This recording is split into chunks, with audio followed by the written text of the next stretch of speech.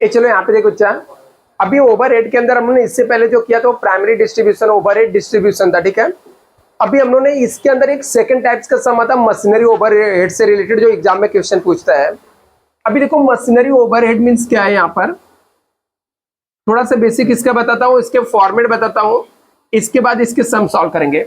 अभी machinery overhead means क्या होता है कि एक पर्टिकुलर मशीन को चलाने की कॉस्ट क्या है, तो हम लोग इसके अंदर कैलकुलेट करते हैं, कैलकुलेट मशीनरी आवर्स रेट। हम लोग मशीनरी का आवर्स रेट कैलकुलेट करते हैं, मतलब एक मशीन को 1 घंटा चलाने का कितना कॉस्ट जाएगा, ठीक है। तो वो कैसे कैलकुलेट करते हैं, इसको कैलकुलेट करने के लिए हम लोग को टोटल कॉस्ट चाहिए, टोटल कॉस्ट लेने का। ये पर ईयर का भी हो सकता है, पर एनम भी हो सकता है, पर मंथ भी हो सकता है, ठीक है। इसको डिवाइड करने का total number of hours machinery work, मतलब मशीनरी ने टोटल कितने घंटे काम किया है उससे डिवाइड करने का, और पता चल जाएगा कि 1 घंटा मशीन को चलाने के लिए कितना खर्चा हुआ है, ठीक है। उसको बोलते हैं मशीनरी आवर्स रेट कैलकुलेट करना, या मशीनरी ओवरहेड भी हम लोग बोलते हैं। अभी ये जो टोटल कॉस्ट है ना, टोटल कॉस्ट मशीन का, टोटल कॉस्ट ऑफ मशीनरी ये 2 टाइप्स का होता है। एक होता है स्टैंडिंग कॉस्ट होता है, एक होता है रनिंग कॉस्ट।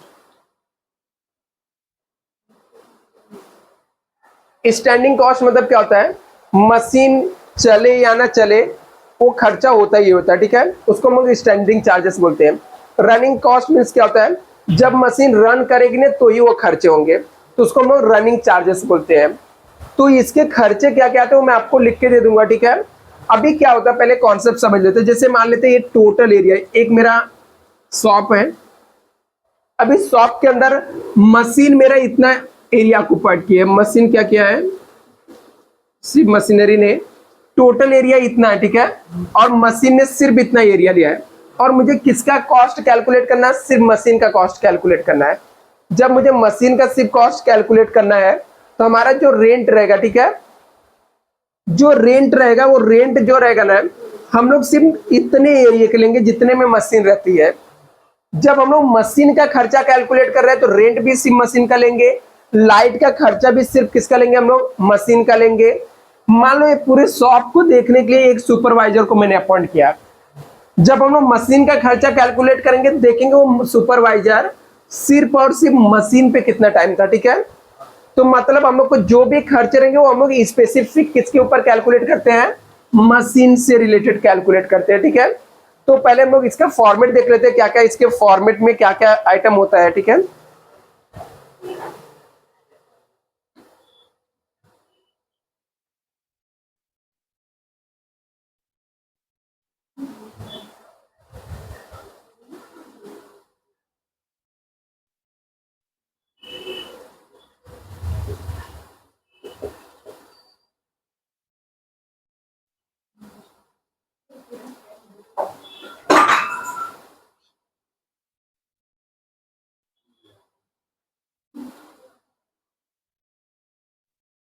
मशीन ओवरहेड, ठीक है। अभी हम लोग को मशीन ओवरहेड कैलकुलेट करना है, इसके फॉर्मेट में बता देता हूं आपको।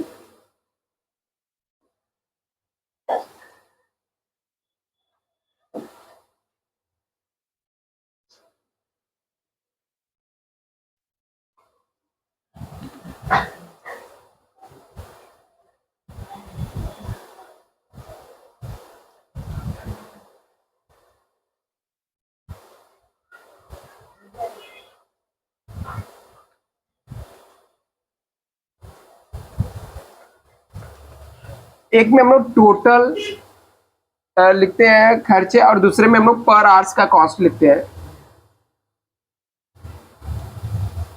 आप यहाँ पे पर्टिकुलर्स लिख सकते हो, कैलकुलेट मशीनरी आवर्स रेट। हम लोग मशीन को 1 घंटा चलाने का क्या खर्चा रहेगा कैलकुलेट करते हैं। तो इसके अंदर सबसे पहला हमारा स्टैंडिंग चार्जेस आता है। स्टैंडिंग चार्जेस मतलब आप ऐसा समझ सकते हो कि जो आपके फिक्स खर्चे होते हैं, मतलब आपका मशीन रन हो या ना रन हो, ऐसे जो खर्चे रहते हैं उसको हम लोग स्टैंडिंग चार्जेस बोलते हैं। जैसे रेंट रेट हो गया, रेंट एंड रेट्स हो गए। दूसरा यहाँ पर आपका आ जाएगा हीटिंग एंड लाइटिंग हो जाएगा।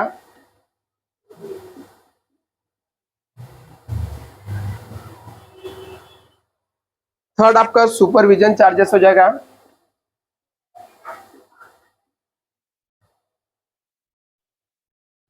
फोर्थ आपका इंश्योरेंस आ गया।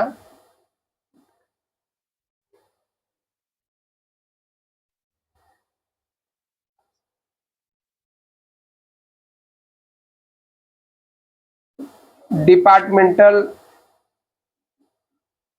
एंड जनरल ओवरहेड हो गया, मतलब नॉर्मल कुछ मशीन से रिलेटेड खर्चे हो गए।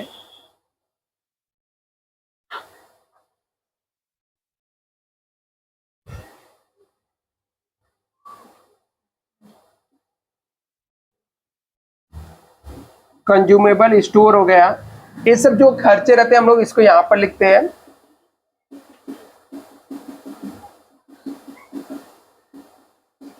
इसका टोटल मारते हैं, टोटल फिक्स्ड कॉस्ट आता है। इसको पर आवर्स में हम लोग कैलकुलेट कर लेते हैं।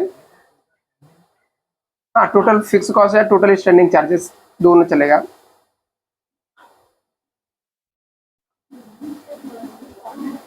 पर आवर्स का कैसे निकालने का, पर आवर्स के लिए इसको डिवाइड कर देने का। Standing charges divide by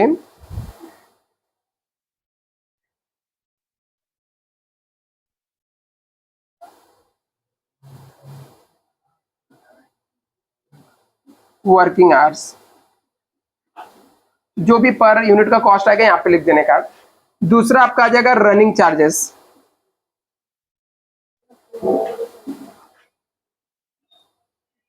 running charges के अंदर क्या क्या आएगा आपका, डेप्रिसिएशन आ जाता है, पावर आ जाएगा, रिपेयर्स एंड मेंटेनेंस कभी कभी इसके अंदर भी आ जाता है,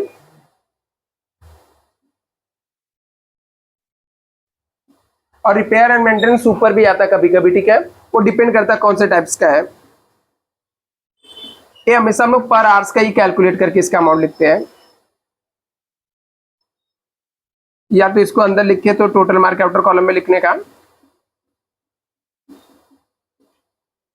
फिर ये दोनों को ऐड कर लेने का, जो आ जाएगा मशीन आवर्स रेट आ जाएगा।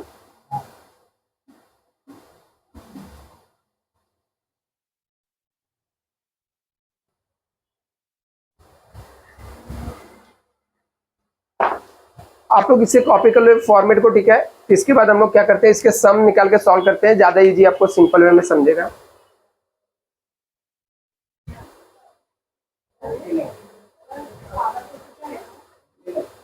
डेप्रिसिएशन,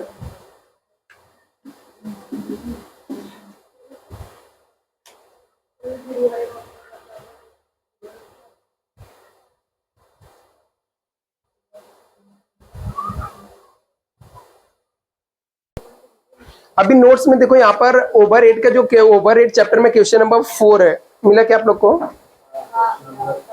देखो क्या लिखा है question number 4, machinery hours rate calculate वाला दिया, मिला आपको सम?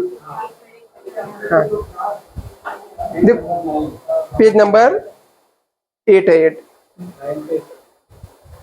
ठीक है, हाँ 9 है, मिला? हाँ, क्या लिखा है, calculate machinery hours rate from the following information. जो इंफॉर्मेशन दिया है इसके बेस पे आपको मशीनरी आवर्स रेट कैलकुलेट करना है। तो कॉस्ट ऑफ मशीनरी दिया हुआ है, ये जो कॉस्ट ऑफ मशीनरी रहता है ना, ये सब डेप्रिसिएशन निकालने के काम में आएगा। किसके काम में आएगा? डेप्रिसिएशन कैलकुलेट करने के काम आएगा।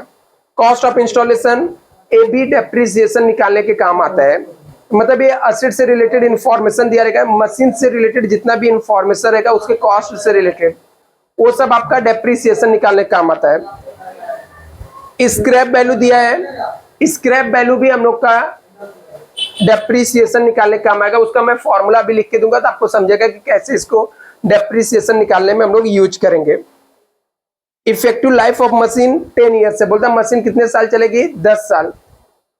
ये भी हमारा क्या रहेगा, डेप्रिसिएशन निकालने का काम आएगा। ये देखो ये नेक्स्ट क्या दिया है यहाँ पर, क्या है, वो एक स्टूडेंट ज्वाइन है कि नहीं, ठीक है कट कर दो,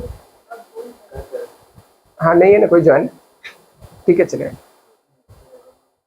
यहाँ पे देखो क्या लिखा है, लिखा rent rate for the quarter of the shop, मतलब जो एक क्वार्टर का रेंट का खर्चा दिया वो कितना दिया है, 30,000 दिया है।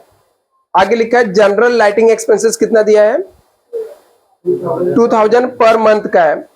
शॉप सुपरवाइजर सैलरी दिया कितना, 60,000 पर एनम का है। Insurance premium for a machine दिया कितना, 6,000 पर एनम दिया है। एस्टिमेटेड रिपेयर्स कितना दिया है, 10,000 पर एनम है। पावर दिया है 2 यूनिट पर आवर, से 1 घंटे में हम लोग 2 यूनिट पावर यूज करते हैं। और रुपीस दिया है 5 रुपीज 10 यूनिट्स का दिया है। Estimated working hours per annum कितना है, 2,000, मतलब अब जो मशीन है 1 साल में 2,000 घंटे रन होती है। लिखा था machine occupied 1/4 of the total area of the shop, machine सिर्फ कितना एरिया ऑक्युपाइड करके रखती है, 1/4 एरिया ऑक्युपाइड करके रखती है total shop. Supervisor expected to be above 1/6 of the time of the supervising to the machine, supervisor जो है 1/6 आवर्स सिर्फ क्या करता है, 1/6 पार्ट से मशीन पे काम करता है। तो चलो सबसे पहले हम लोग क्या करेंगे, डेप्रिसिएशन निकालने का। सबसे पहला काम आपको डेप्रिसिएशन निकालने का।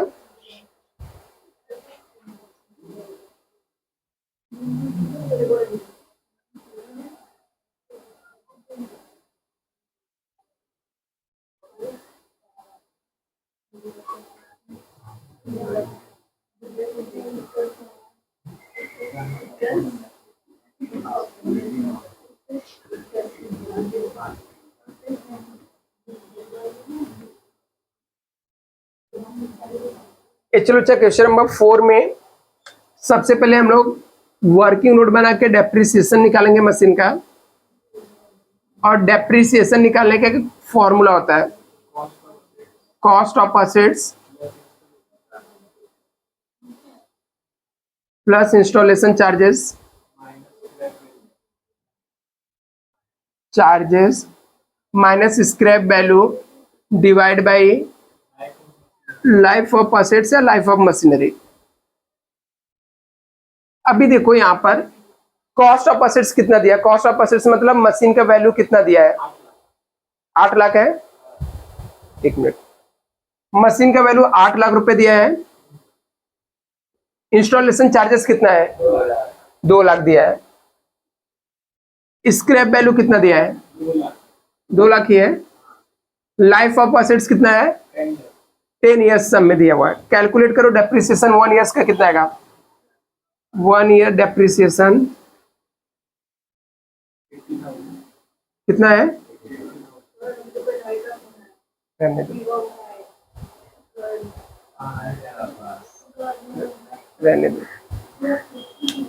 80,000 है, ठीक है।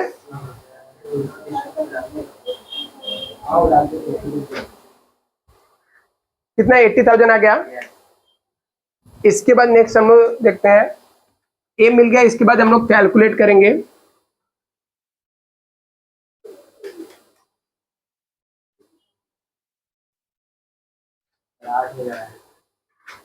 ये रॉन्ग है, 8,000 आएगा 1 साल का डेप्रिसिएशन।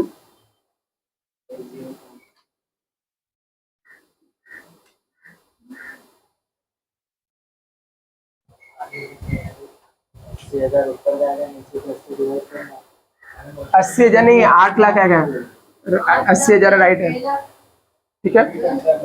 ये चलो यहाँ पे देखो अच्छा, कैलकुलेट मशीनरी आर्स रेट, ठीक है।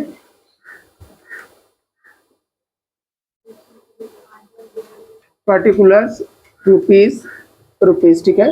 ये पर आवर्स वाला रहेगा।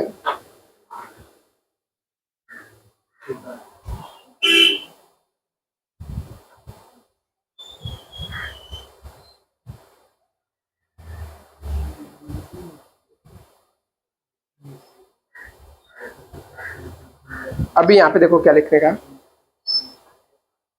सबसे पहले हम लोग स्टैंडिंग चार्जेस लिखेंगे।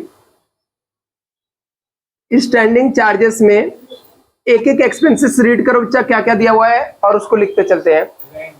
रेंट रेट्स दिया है, रेंट कितना दिया है, उसके बारे में लिखा क्या पूरा पढ़ो। रेंट रेट बोलता है पर क्वार्टर का है। अभी साल भर में कितने क्वार्टर होते हैं, 4 होते हैं। साल भर में कितने क्वार्टर होते हैं, 4। तो एक क्वार्टर का रेंट रेट कितना दिया है, 30,000 दिया है। तो 30,000 इंटू 4 करेंगे, 1 लाख, ये आपका रेंट रेट आ गया। ठीक है, अभी इसको हम लोग को क्या करना है, डिवाइड करना। ठीक है, कैसे देना है यहाँ पर। अभी नीचे लिखा था कि मशीन जो है ना वो सिर्फ कुछ एरिया यूज करती है, पूरा एरिया नहीं यूज करती है। मशीन कितना एरिया यूज करती है, 1/4 एरिया यूज करती है। ठीक है, तो 1/4 यूज करती है, तो इंटू 1 डिवाइड बाई 4 कर देने का। वापस से कितना आ गया, 30,000 आ गया। तो मतलब यहाँ पर 30,000 आपका रेंट का आ जाएगा। नेक्स्ट क्या है,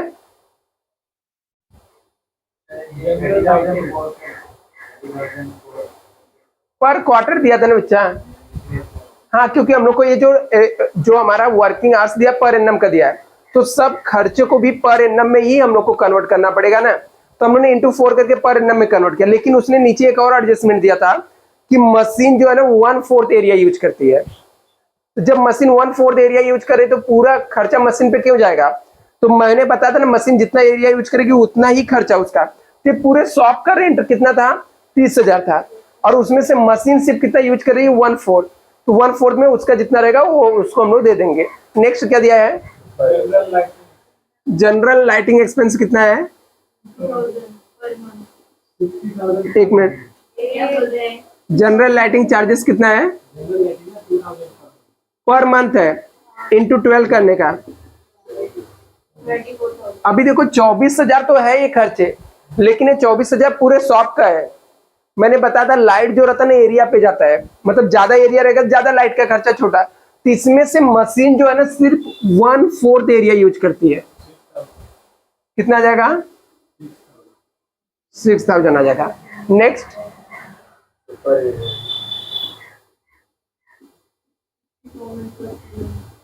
सुपरविजन कितना है, 60,000 पर एनम का है, पूरे साल भर का है। ठीक है, 60,000 है लेकिन वो पूरे साल भर का है। लेकिन उसके ऊपर भी एडजस्टमेंट नीचे दिया हुआ सब में। बोलता है कि जो सुपरवाइजर है ना पूरा टाइम मशीन पे नहीं खड़ा रहता है, वो सिर्फ 1/6 टाइम क्या करता है, मशीन पे रहता है। तो सुपरविजन का खर्चा भी कितना जाएगा, 1/6। जितना टाइम वो मशीन पे रहेगा सिर्फ उतना ही खर्चा हम लोग मशीन को दे सकते हैं। तो मशीन पर 1/6 टाइम वो काम करता है। कितना जाएगा, 10,000 का। नेक्स्ट, इंश्योरेंस कितना है, पर एनम का है, तो पहले से पर एनम का डायरेक्टली लिख देंगे और वो मशीन का ही है। नेक्स्ट, क्यों, इससे रिलेटेड कोई एडजस्टमेंट नहीं दिया ना, एस्टिमेटेड रिपेयर्स नहीं, इसको यहाँ पे लिख सकते चलेगा, रनिंग में लिख देंगे। नेक्स्ट क्या है, ए रनिंग में आ जाएगा। ठीक है, और हाँ वो तो वहां पे कैलकुलेट करने का मतलब इतना ही है। तो टोटल स्टैंडिंग चार्जेस निकाल लेने का, टोटल स्टैंडिंग चार्जेस कितना आ जाएगा, इसका टोटल कितना आ जाएगा, पर आवर से स्टैंडिंग चार्जेस निकालने का, पर आवर्स स्टैंडिंग चार्जेस कितना, 52,000 है, डिवाइड करने का। ठीक है, मशीन कितने आवर्स वर्क करती है, सब में दिया, मशीनरी वर्किंग आवर्स 2,000 आवर्स, कितना, 2,000 आवर्स पर ईयर ना। एक साल में वो कितने घंटा मशीन काम करती है, 2,000 घंटे काम करती है। तो 52,000 को डिवाइड करो 2,000 से, कितना आ जाएगा, 26 आ जाएगा। अभी यहाँ पर लिखने का रनिंग चार्जेस, रनिंग चार्जेस में क्या दिया है, रिपेयर्स क्या दिया था, एस्टिमेटेड रिपेयर्स दिया है, कितना है 10,000 पर एनम है। तो 10,000 को ना डिवाइड कर देने का 2000 से, तो पर आवर्स का पता चल जाएगा। 10,000 डिवाइड बाई 2000 कर दो, 2000 मशीन रन होती है, कितना आएगा 5 आ जाएगा। और क्या दिया, पावर ना, पावर, पावर के बारे में क्या बोला है, बोलता मशीन जो है ना, देखो पावर के बारे में क्या लिखा है बच्चा, पावर के बारे में बोलता मशीन है ना, वो कितना काम करती है, कितना आवर्स यूज करती है, 1 घंटे में 2 यूनिट पावर कंज्यूम करती है। मतलब एक पूरा मशीन 1 घंटा चलेगी ना तो 2 यूनिट पावर खाएगी। कितना यूनिट पावर लेगी, 2 यूनिट लेगी, कितने टाइम में, 1 आवर्स में। आगे इसका रेट दिया, रेट क्या दिया मालूम है, रेट के बारे में क्या बोला है, पर यूनिट 5 रुपए, हाँ मतलब 5 रुपए में 10 यूनिट मिलता है। आप लोग ऐसा समझो कि 1 घंटे में आप लोग 2 आम खाते हो, कितने आम खाते हो, 2 खाते हो। 1 घंटे में कितने आम खाते हो, 2, और नहीं रुकना, 5 रुपए में 10 आम मिलता है। 5 रुपए में कितने आम मिलता है, तो 1 घंटे में कितने रुपए का आम खाते हो तुम लोग, सुनो वापस से सुनो, ठीक है। 1 घंटे में सिर्फ 2 आम खाते तुम लोग, और 5 रुपए में 10 आम मिल जाता है, तो कितने का आम खाते हो तुम लोग, 2 रुपए। देखो तुम लोग अभी जाने तो क्या कर सकते, छोड़ोगे, ठीक है। अभी देखो 5 रुपए में हम लोग को 10 यूनिट मिलता है, 10 से डिवाइड कर, मतलब 1 यूनिट कितने मिलता है, 0 पॉइंट। मतलब तुम लोग यदि 5 आम 10 रुपए में, 10 रुपए में सॉरी 5 रुपए में 10 आम मिलता है, तो मतलब 1 आम कितने मिल रहा है, 0.5 पैसे मिल रहा है, ठीक है। हाँ तो उल्टा सोच रहे हो ना, तो कितना 0.5 आएगा, ठीक है। अभी 1 घंटे में 2 आम खाते हो, 1 घंटे में कितना खाते हो, 2, और 1 आम का वैल्यू कितना 0.5, तो कितने रुपए का आम खाते हो, 1 रुपए का जाता है। 1 घंटे का चार्जेस कितना जाएगा, 1 रुपए। ऐसे मशीन क्या करती है ना, 1 घंटे में 2 यूनिट यूज करती है, लेकिन जो उसका प्राइस है ना पावर का, वो कैसे मिलता है, 5 रुपए में 10 यूनिट मिल जाता है, तो 1 यूनिट का चार्जेस कितना हो जाएगा, 0.5। तो पावर में हम लोग क्या करेंगे, पहले 10 को, यदि मैंने 5 रुपए में 10 यूनिट मिल रहा है, तो मैंने डिवाइड कर दिया, कितना आ गया 0.5, और 1 घंटे में 2 यूनिट यूज कर रहा हूं, तो 1 घंटे का पावर का चार्जेस कितना जाएगा, 1 रुपए जाएगा। इसके बाद डेप्रिसिएशन, डेप्रिसिएशन पूरे साल भर में मालूम है कितना आ रहा है डेप्रिसिएशन, 80,000 डेप्रिसिएशन आया पूरे साल भर का। लेकिन पूरे साल भर में मशीन कितने घंटे काम करती है, ऐसा सब में लिख के दिया ना 2000। सब खर्चों को हम लोग किससे डिवाइड करें, 2000 से। इसको डिवाइड बाय 2000 कर, कितना, मतलब मशीन 1 घंटे में लिखा ना, working life of machine, estimated working hours, हाँ 2000 पर आवर्स। तो 80,000 पूरे साल भर का डेप्रिसिएशन है, 2000 पूरे साल भर मशीन चलती है, 1 घंटे का कितना हो जाएगा, 40 रुपए हो जाएगा डेप्रिसिएशन। ये सबका टोटल मान लो,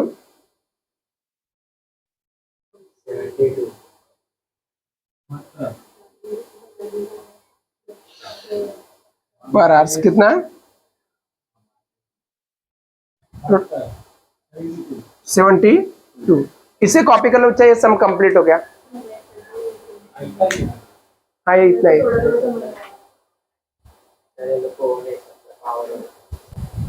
देख रनिंग चार्जेस में एस्टिमेटेड, इसका एस्टिमेटेड रिपेयर दिया था कितना, 10,000 था पूरे साल भर का।